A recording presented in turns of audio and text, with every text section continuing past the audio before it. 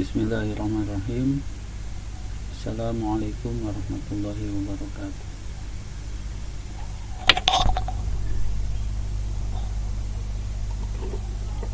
Selamat datang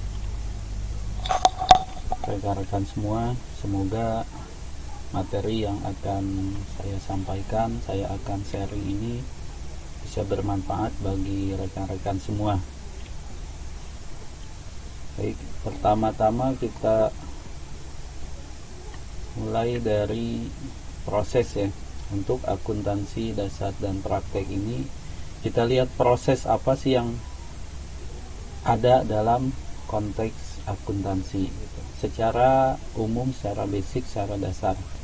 Yang pertama adalah identifikasi. Ini biasanya kita mengidentifikasi mengenai hubungan keluar uang atau masuknya uang gitu ya, terutama dari segi bukti-bukti transaksi gitu, dan itu harus tercatat.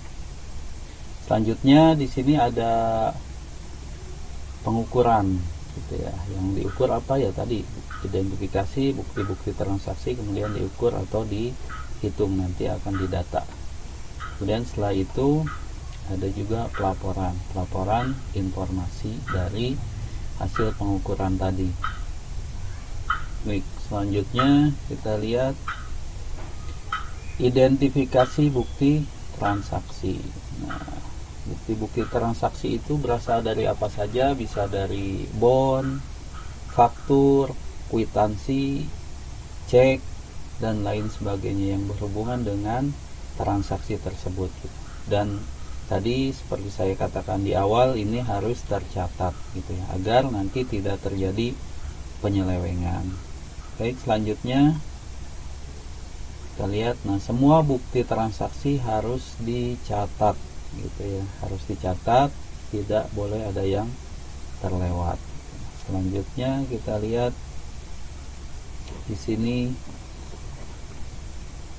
Nah, setelah dicatat, apa yang dilakukan? Yaitu dilaporkan gitu ya. Dilaporkan kepada siapa? Ya kepada mereka yang berkepentingan. Kalau misalnya bawahan, kepada atasan. Kalau misalnya direktur, mungkin kepada pemilik, kepada komisaris, kepada pemegang saham, dan lain sebagainya. Nah, pelaporan ini harus bisa dipertanggungjawabkan dengan baik. Nah, kemudian selanjutnya, nah, perusahaan itu memiliki harta gitu ya. Pasti setiap perusahaan ada yang dinamakan harta. Nah, harta perusahaan itu dari mana saja sih? Nah, kita bisa tahu dari dua hal ini. Yang pertama adalah hutang gitu ya. Nah, biasanya perusahaan-perusahaan besar itu banyak yang menambah harta atau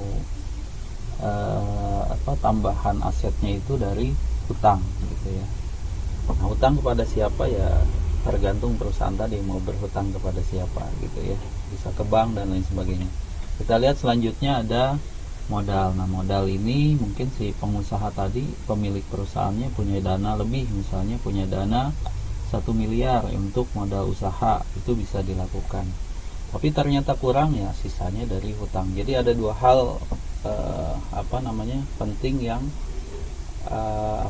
berhubungan dengan harta perusahaan ini, yaitu berasal dari hutang hartanya ini, yang berikutnya berasal dari modal si pemilik usaha tadi gitu.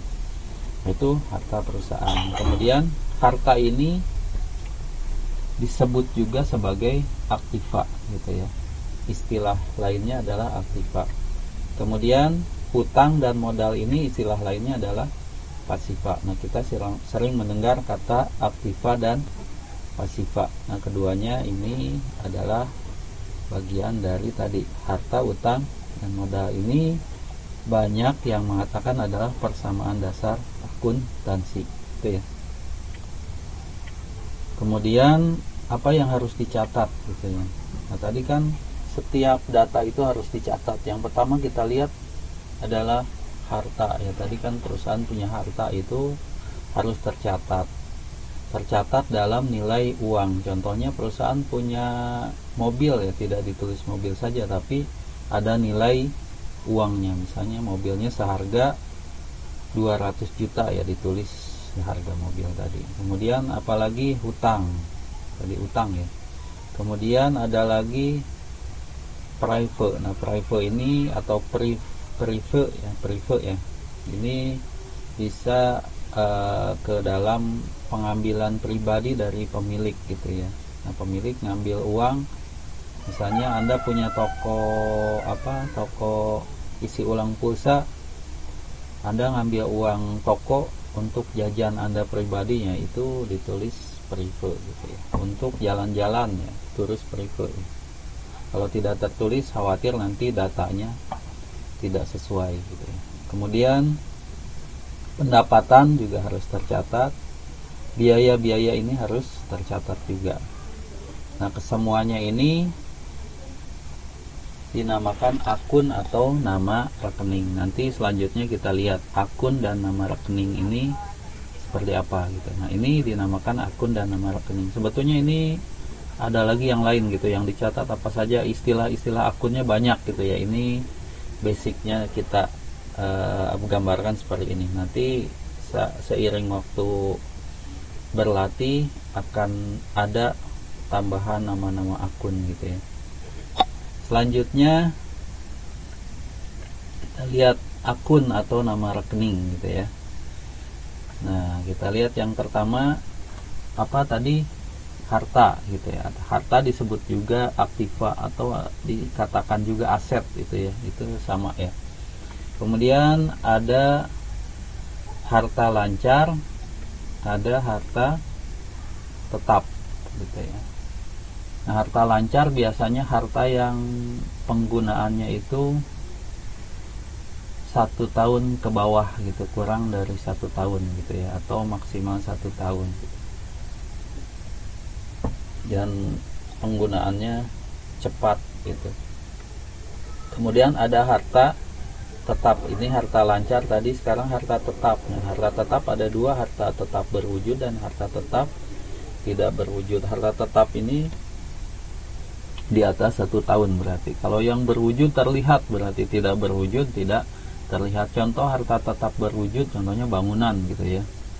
Bangunan itu ya kelihatan wujudnya gitu ya. Rumah misalnya atau kantor itu terlihat wujudnya.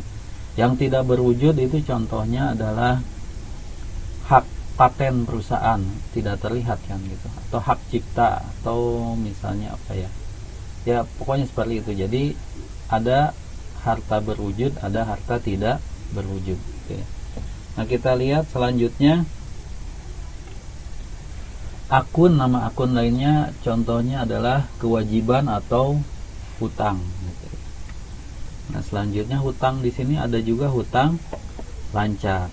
Kemudian ada hutang jangka panjang, bukan hutang tidak lancar tapi hutang jangka panjang gitu ya. Nah, hutang lancar ini apa namanya, hutang yang berarti pelunasannya itu ya di bawah 1 tahun atau maksimal 1 tahun gitu, sama seperti harta lancar yang 1 tahun. Kalau di sini posisinya hutang lancar berarti 1 tahun juga, di bawah 1 tahun lah gitu ya, 1 tahun maksimal.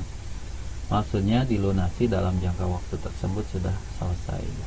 Nah, kalau jangka panjang itu di atas 1 tahun. Sebetulnya ada yang membagi juga ke dalam jangka menengah dan jangka panjang gitu ya. Tapi kita coba bagi dua saja dulu, ada nanti bahasan tersendiri mengenai jangka menengah panjang. Nah, selanjutnya kita lihat modal atau ekuitas atau equity gitu ya. Nah, tadi ya modal, misalnya pemilik punya uang 1 miliar, bikin perusahaan, uang 1 miliarnya dimasukkan ke dalam perusahaan. Nah, itu sebagai modal.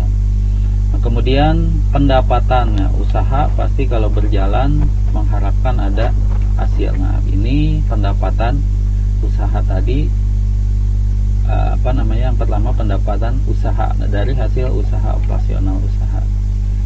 Kemudian pendapatan di luar usaha, kadang ada pendapatan yang memang di luar usahanya dia gitu ya. Dia punya usaha jual beli pulsa gitu ya. Nah, kemudian hasilnya itu ya pendapatan usaha. Tapi di luar usaha mungkin ada apa namanya? Ada hasil, bagi hasil usaha gitu, karena dia invest, dia nabung gitu ya. Itu di luar usaha karena tidak berhubungan dengan usahanya. Nah, kemudian yang lain adalah beban. Beban ini biasanya berhubungan dengan pengeluaran perusahaan gitu. Nah, ada beban usaha, ada juga beban di luar usaha. Nah, ya, berhubungan, kalau beban usaha ya pasti berhubungan dengan usaha ya. Baik, selanjutnya kita lihat bagaimana mencatatnya. Nah, yang pertama kita buat dulu kolom-kolom seperti ini untuk membantu. Ini contoh saya buat 3 kolom ya, seperti ini ya. Kemudian yang pertama kita isi nama rekening atau akun tadi ya, yang di awal penjelasan ada akun atau nama rekening gitu ya. Nah, kemudian ada posisi di kiri, ini kolom yang ada sebelah kiri, berarti kalau di hadapan Anda posisi kiri di sini, ini posisi kanan gitu ya. Nah, kemudian nama rekening ini diisi apa? Itu yang pertama tadi kalau penjelasan ada harta gitu. Nah, harta ini kalau ada harta masuk gitu ya, harta itu masuk ke perusahaan, dimasukkan atau nambah.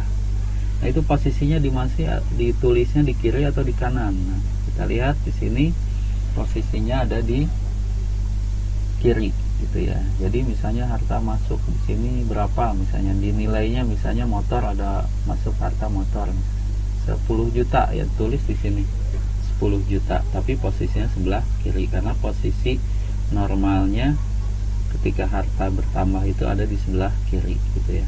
Ditulisnya di sini. Kemudian misalnya hutang. Hutang itu posisinya di mana? Kita lihat posisinya ada di sebelah kanan. Jadi kalau perusahaan nambah hutang misalnya atau ngajuin hutang gitu, dapat hutang gitu ya. Nah, uang tadi hutangnya bertambah berarti karena si perusahaan ngajuin hutang, berarti bertambah di sebelah mana? Nah, posisi hutang dicatatnya di sebelah kanan gitu ya. Di sini di posisi kolom sebelah kanan tadi. Kemudian ada lagi modal. Ya, modal disimpan di mana? Misalnya ada dimasukin modal tambahan lagi dari pemilik karena dapat warisan, buat modal usaha aja misalnya gitu. Ditambah modalnya. Nah, disimpan modal itu posisinya sebelah kanan. Nah, modal ditulis sebelah kanan. Kemudian ada lagi prive gitu. Nah, ini apa namanya? Tadi pengambilan pribadi oleh pemilik gitu ya. Misalnya untuk beli bakso jalan-jalan, nah itu dicatat di prive ini gitu. Di mana? Di posisi sebelah kiri. Kemudian pendapatan, perusahaan menjalankan usahanya punya pendapatan. Nah, pendapatan di mana disimpannya? Dicatat nanti uangnya. Oh, dapat misalnya dapat 1 juta dari ngejual apa gitu, produk. Di stalot di sini berarti dicatat 1 juta di sebelah kanan gitu ya. Kemudian biaya-biaya, dia mengeluarkan biaya apa gitu ya. Nah, dicatatnya di sebelah kiri, di posisi kiri di sini. Kemudian ada lagi misalnya kas gitu. Kas ini biasanya bentuknya uang cash lah gitu ya, ada uang cash gitu ya. Nah, itu ketika bertambah kasnya posisi sebelah kiri di sini gitu ya. Jadi ada uang masuk kasnya gitu. Real kasnya itu di sebelah kiri gitu ya. Nah, selanjutnya, nah ini yang perlu diingat, posisi sebelah kiri ini biasanya dinamakan, diistilahkan kalau dalam akuntansi itu debit gitu ya. Nah, posisi sebelah kanan ini diistilahkan kredit gitu. Nah, jadi nanti posisi kiri kanannya ini dihilangkan, diganti saja dengan debit kredit. Berarti kalau ada debit yaitu posisi kiri, kalau kredit posisi kanan. Itu untuk mempermudah gitu ya. Mudah-mudahan bisa dipahami. Nah, kemudian selanjutnya apa namanya, keseluruhan ini, posisi ini adalah dikatakan saldo normal. Mohon maaf kurang jelas ya di sini. Ini saldo normal gitu. Kalau ditanya saldo normal harta di mana? Di posisi bukan kiri tapi debit, karena ini diganti nanti ya, gitu ya. Di posisi debit. Saldo pendapatan di mana saldo normalnya ada di kredit. Nah, seperti itu ya. Nah, kemudian selanjutnya kita contohkan saja pada contoh soal agar lebih mudah dalam praktek.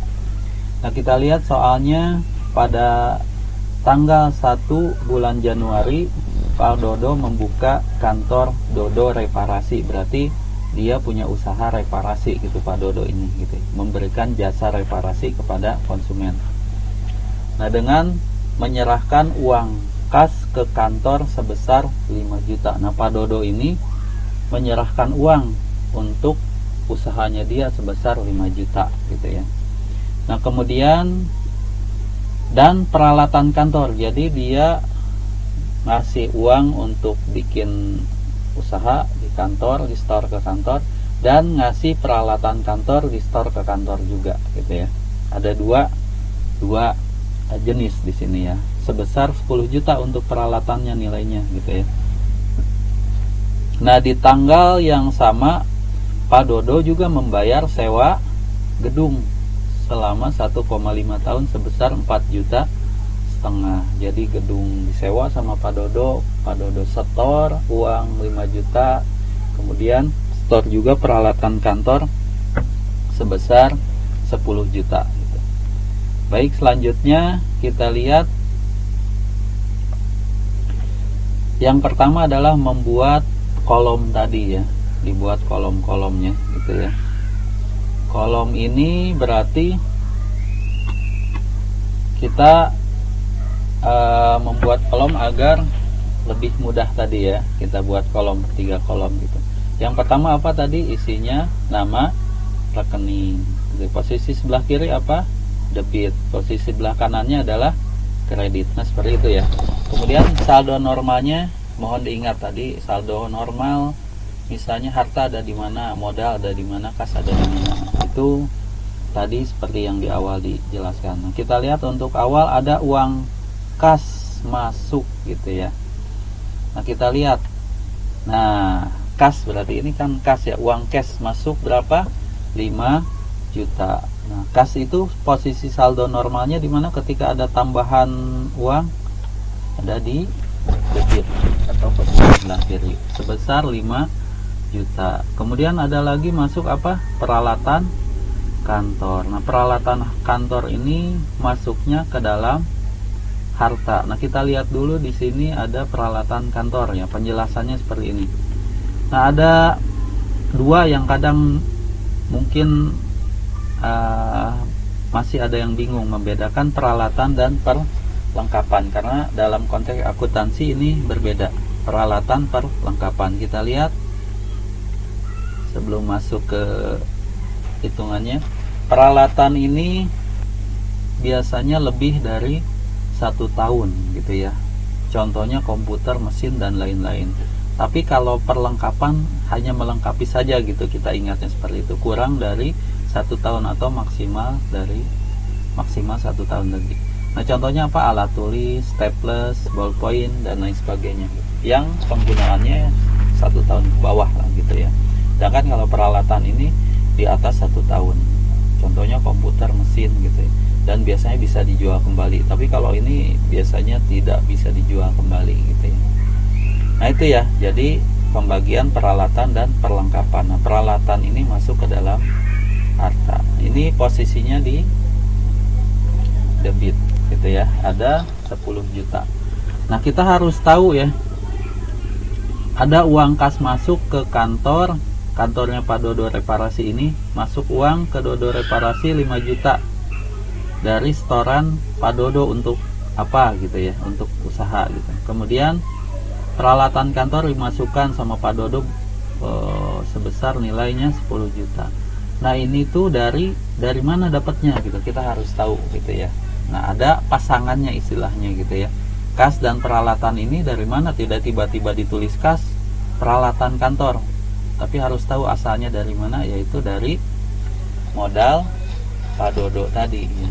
Pak Dodo punya uang sebesar 5 juta dan punya peralatan kantor sebesar 10 juta. Mungkin dia dapat hibah atau apa peralatan kantor sebesar 10 juta ini, atau dia membeli langsung nih, senilai 10 juta diserahkan ke Dodo Reparasi ini untuk modal usaha Dodo Reparasi. Jadi harus ada padanannya gitu ya, tidak kas peralatan selesai gitu, tapi ada dari mana dapatnya, dari modal Pak Dodo tadi. Dan biasanya untuk pasangannya itu agak beda posisinya gitu ya. Ini kas dan peralatan kantor masuk dari modal Pak Dodo. Nah, Pak Dodonya agak menjorok ke dalam sedikit gitu ya. Nah, ini dapatnya berapa dari modal Pak Dodo ini, ditambah tadi kan ini sebagai modal jadi dapatnya 15 juta gitu ya. Nah, ini 15 juta. Selanjutnya Pak Dodo membayar sewa gedung. Nah, ini sewa dibayar di muka gitu ya, dibayar duluan. Sebesar berapa? 4,5 juta. Ini mengeluarkan uang. Kalau tadi ini dapat uang, perusahaan di sini uang mengeluarkan perusahaan mengeluarkan uang. Dodo Reparasi ini mengeluarkan uang ke yang punya gedung karena nyewa gedung gitu ya, sebesar 4,5 juta. Berarti sewa dibayar di muka. Ada kas keluar nggak? Ada kas keluar. Nah, ini di sini. Jadi sewa gedung 4,5 juta dibayar pakai uang cash, itu dikeluarin uangnya gitu ya. Nah, posisinya ini pasangannya berarti agak menjorok keluar. Nah, itu sebesar 4,5 juta gitu ya. Jadi sewa dibayar di muka 4,5 juta menggunakan uang cash sebesar juga 4,5 juta. Jadi tidak ada hutang dibayarnya seperti itu. Nah, kita lihat totalnya 19 juta, ini ditambahkan dapat 19 juta, ini pun harus sama 19 juta. Posisi debit kredit ini harus sama nilainya. Kalau tidak sama, kemungkinan ada yang salah perhitungannya, harus dicek kembali gitu ya. Nah, ini seimbang, balance gitu ya. Jadi harus sama. Kemudian selanjutnya kita lihat contohnya, misalnya kita punya soal kembali Pak Dodo Reparasi ini pada tanggal 3 Januari. Tadi kan 1 Januari, tanggal 3 Januari Pak Dodo ada jasa reparasi gitu ya dari PT Karya Abadi. Ya, dapat proyek nih, disuruh ngebenerin mesinnya PT Karya Abadi, tapi belum dibayar sebesar 10 juta gitu ya. Nah, di tanggal 7 Januari Pak Dodo mendapatkan uang sebesar 5 juta dari kliennya atas jasa reparasi dari PT yang lain lagi gitu ya, dapat 5 juta. Nah, kita lihat bagaimana membuat perhitungannya. Nah, sini biasa dibuat kolom, tapi ada tambahan di sini. Apa tambahannya? Kita lihat seperti biasa, ada nama rekening, debit, kredit. Tambahnya adalah tanggal. Nah, ini dilengkapi lagi gitu. Sebetulnya nanti ada pelengkapan lagi, hanya ini bertahap saja. Tadi yang awal hanya 3, ditambah lagi agar lebih lengkap, yaitu apa namanya, tanggal gitu ya. Tanggal berapa? Di sini kita lihat tanggal 3 Januari dapat apa? Dapat proyek perbaikan mesin dari PT Karya Abadi Jasa Reparasi. Nah, bentuknya kenapa disebut piutang? Karena belum dibayar. Pak Dodo di sini harusnya dapat uang tapi belum dibayar, tapi udah memperbaiki mesinnya, berarti orang masih punya hutang ke Pak Dodo. Berarti bentuknya bukan hutang tapi piutang. Orang lain yang harus bayar ke Pak Dodo, bukan Pak Dodo bayar gitu. Kalau Pak Dodo yang harus membayar itu hutang. Kalau ini sebaliknya, piutang, berarti orang lain yang harus bayar ke Pak Dodo. Nah, sebesar berapa tadi? 10 juta. Posisinya piutang itu ada di debit. Nah, ini tambahan akun lagi ya. Tadi kan akunnya belum ada gitu ya. Nah, ini tambahan gitu. Yang saya katakan tadi, sambil jalan ada tambahan-tambahan. Nah, kemudian dari apa ini? Dari pendapatan jasa ya, dia kan dapat pendapatan dari jasa yang diberikan ke PT Karya Abadi ya. Pendapatan jasanya otomatis 10 juta. Nah, ini pasangannya gitu ya. Jadi harus ada pasangan. Piutang ini dari mana? Dari pendapatan jasa gitu ya. Nah, kemudian tanggal 7 Januari mendapatkan uang berarti ini dapat uang. Kalau di sini belum dapat uang, masih piutang, di sini udah dapat uang nih dari jasa reparasi. Berapa? Kas ya, uang berarti cash gitu. Dapat 5 juta. Nah, kita lihat 5 juta dari apa? Pendapatan jasa sebesar 5 juta. Nah, kita total. Seperti biasa, total debit harus sama dengan total kredit gitu ya. Ini 15 juta, 15 juta, sama, seimbang ya. Baik, kita lanjutkan. Selanjutnya kita soal berikutnya. Karena kebutuhan Pak Dodo mendapat ini salah soal. Pak Dodo mendapat uang jasa reparasi sebesar 5 juta. Ini karena kebutuhannya dihapus ya, mohon maaf salah ketik. Jadi Pak Dodo mendapat uang jasa reparasi dari PT Adul. Nah, PT yang lain dia dapat uang 5 juta pada tanggal 9 Januari. Selanjutnya pada tanggal 14 Januari Pak Dodo mendapat pembayaran hutang gitu dari PT Karya Abadi tadi. Yang sebelumnya PT Karya Abadi itu punya utang ke Pak Dodo 10 juta gitu, tapi dia baru bayar nih tanggal 14 Januari sekarang ini 7 juta gitu ya. Berarti masih ada utang ya, si PT Karyanya 3 juta sisanya. Ini 7 juta baru bayar cash, berarti dapat cash. Pada 16 Januari mendapat jasa reparasi lagi dari Karya Sejati dan dibayar sebesar 20 juta, tapi 40% sisanya dibayar tanggal 20 Januari. Tanggal 16 dapat proyek nilai 20 juta, tapi baru dibayar 60%, 40% sisanya dibayar tanggal 20 Januari. Baik, kita lihat seperti biasa, kolom nama, rekening, debit, kredit, dan tanggal. Nah, kita lihat tanggal berapa yang pertama, tanggal 9 Januari. 9 Januari di sini ada kas masuk ya dari PT Adul 5 juta. Nah, kita lihat seperti ini, ditulis di debit 5 juta.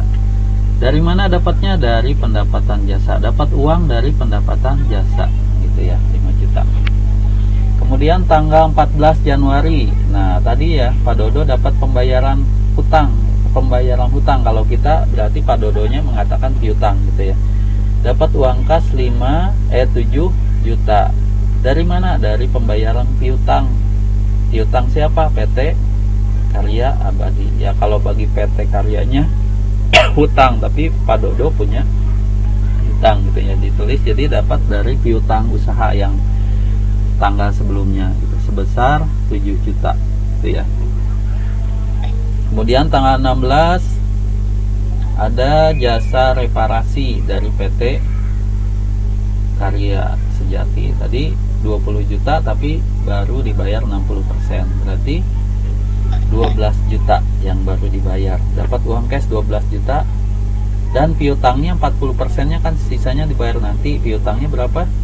40% dari 20 juta adalah 8 juta. Ini kas dan piutang ini dapat dari mana? Nah, ini ya ada penjelasannya, 40% gitu ya, seperti soal ini di atas gitu ya. Ini dari pendapatan jasa. Kas dan piutang ini dari pendapatan jasa sebesar 20 juta. Nah, baru kita total. Nah, totalnya adalah 32 juta. 32 juta. Kanan kiri harus seimbang. Baik.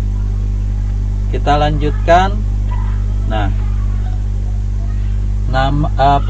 perhitungan tadi kan dari soal awal tadi ya Pak Dodo, dari tanggal 1 sampai terakhir tadi tanggal 16. Itu digabung, kita gabung pencatatannya, karena kalau tadi tidak dipecah-pecah agak sulit menampilkan di sini, agar lebih mudah saja gitu. Nah, kita gabung yang tadi tanggal 1, tanggal 3 sampai tanggal 16 gitu ya, dicatat gitu ya. Coba dilihat saja lagi nanti ya. Itu digabung tanggal 1 Januari sampai tanggal 16. Nah, dicatat, kemudian dijumlahkan semuanya keseluruhannya 66 juta 500.000, 66 juta 500.000 posisi kredit. Nah, debit kreditnya sama, ini seimbang berarti. Baik, nah ini berarti kita sudah selesai menghitung soal tentang Dodo reparasi gitu ya. Semua soal Dodo reparasi tadi sudah dihitung dan dibuat ke dalam bentuk seperti ini. perhitungannya gitu. Seperti tadi ada tanggal, nama rekening, debit, kredit digabung ya tadi ya. Jumlahnya baru di bawah di total sekalian semuanya gitu ya. Nah ini apa? Ini dinamakan jurnal gitu ya. Jadi kalau disuruh buat jurnal ya seperti ini. Ini namanya adalah jurnal. Gitu. Baik, mudah-mudahan bisa dipahami sampai di sini, tidak ada kendala dalam memahami dasar-dasar akuntansi ini. Mudah-mudahan juga bisa membawa kebaikan dan keberkahan untuk rekan-rekan semua. Baik, terima kasih untuk video yang pertama ini. Insya Allah kita lanjut di video berikutnya.